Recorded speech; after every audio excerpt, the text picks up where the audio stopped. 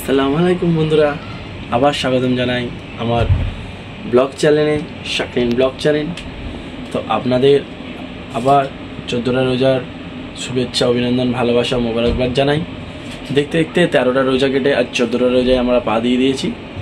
তো এই 14টা রোজায় এখন উঠে কাজ করে, সকাল থেকে কাজ করে এসে একটু ঘুমিয়ে রেস্ট নিয়ে ফ্রেশ হয়ে এখন জোহরের নামাজ পড়ে নেবো। জোহরের নামাজটা বাড়িতেই পড়বো, তো পড়ে নিই।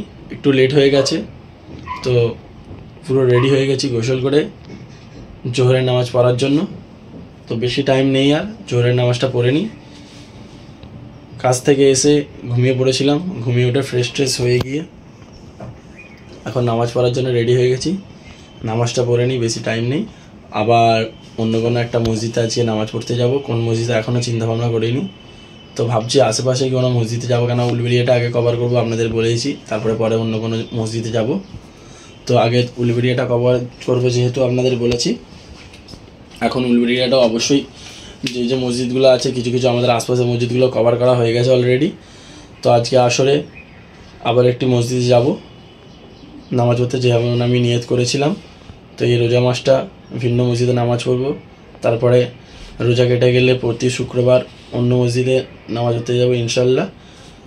যেসব মসজিদগুলো যাচ্ছি, আলহামদুলিল্লাহ মসজিদগুলো খুব সুন্দর দেখতে, মাশাআল্লাহ খুব সুন্দর। তো আজ এখন নামাজটা পড়ে নিই, তারপরে বেরোবো। ডিজাইন করে কোন মসজিদে যাব আপনাদের বলবো, তার নামাজটা পড়ে দিই। নামাজ পড়ার জন্য রেডি, মুসাল্লা পেতে নিয়েছে। এটা নামাজ পড়ার ম্যাট, মানে নামাজ পড়ার পার্টি। তো নামাজ পড়া হয়ে গেছে, এবার বেরিয়ে পড়ছি সেই মসজিদের দিকে, কারণ খুব বেশি টাইম নেই, যেতে যেতেই টাইম হয়ে যাবে। তো বেরিয়ে পড়েছি, বা আমার বাইক নিয়ে আরসি নিয়ে এখন পৌরসভার দিকে। পৌরসভার আগে থেকে ভক্তের মধ্যে বেঁকে যাব, গরুয়াটার রাস্তা ধরবো, কেন মেন রোড দিয়ে যাবো না, প্রচুর জ্যাম। তো কথা বলতে বলতে এখন ফতেপুরের রাস্তা দিয়ে বেরিয়ে যাচ্ছি। এটা হলো ফতেপুরের রাস্তা, আমাদের গঙ্গারামপুর ফতেপুরের রাস্তা। গরুয়াটা ঠিক মুখে, গরুয়াটা টপকে চলে এসেছি। এবার হিমায়ত পেট্রোল পাম্প ছেড়ে চলে যাচ্ছি। কথা বলতে বলতে জগদীশপুর মাজারের কাছে চলে এসেছি। খুব সুন্দর একটি মাজার এখানে, এই মাজারটি দেখতে পাচ্ছেন। এখানে একটি খুব সুন্দর মাজার পড়ে ওই মসজিদটির আগে।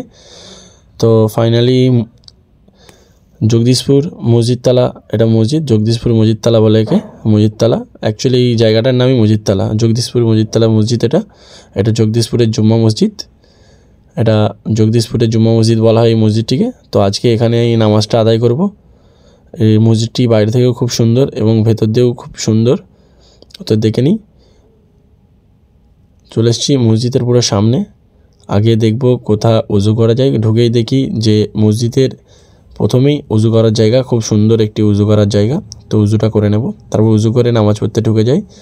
নামাজ পড়তে ঢুকেই আগে প্রথমের ভিউজটা নিয়ে নিই। খুব সুন্দর ভিউ, খুব সুন্দর মসজিদটিকে সাজিয়েছে। একে একে সব মুসল্লিরা নামাজ আদায় করে নিচ্ছে, তারপরে ফরজ নামাজ একসঙ্গে সব পড়া হবে। তার আগে ভিতরেরও একটু ভিউজ দেখিয়ে দিলাম। সবাই নিজের নিজের নফল নামাজ আদায় করে নিচ্ছে। তো নামাজও পড়া কমপ্লিট, নামাজ পড়ে চলে এসেছি এবার বাড়ির দিকে। বাড়িতে যাব, বাড়ির জন্য কিছু খাবার টাবার কিনবো। ইফতারের খাবার টাবার কিনে এসে দেখি আকাশের এই ওয়েদার, মাত্র 5টা বাজে আর আকাশের এই পরিস্থিতি। 4:30 দিয়ে এরকম পরিস্থিতি হয়ে গিয়েছিল। তো এরকম পরিস্থিতিতে এখন উঠে আপনাদের তার ভিউটা একটু দেখালাম। তার সাথে কলার শরবত একটু বানিয়ে নিয়েছিলাম, এটা কলার শরবত, তার উপরে রোয়াবজা দিয়েছি। তো কলার শরবত দিয়ে আজকে ইফতার হবে। তো ইফতারের পুরো ভিডিও ছবি আমি দিই না, যেটা আপনাদের বলেছি, দেওয়াটা ঠিক না, তাই দিই না। তো এখন ইফতারের টাইম হয়ে গেছে, মসজিদে আজানও দিয়ে দিচ্ছে। চলো ইফতারটা করে নিই। ইফতার করে আজকে আপনাদের কাছ দিয়ে বিদায় নেব। দেখা হবে আবার পরের কোনো ভিডিওয়। ততক্ষণ টাটা, বাই বাই, ভালো থাকবেন।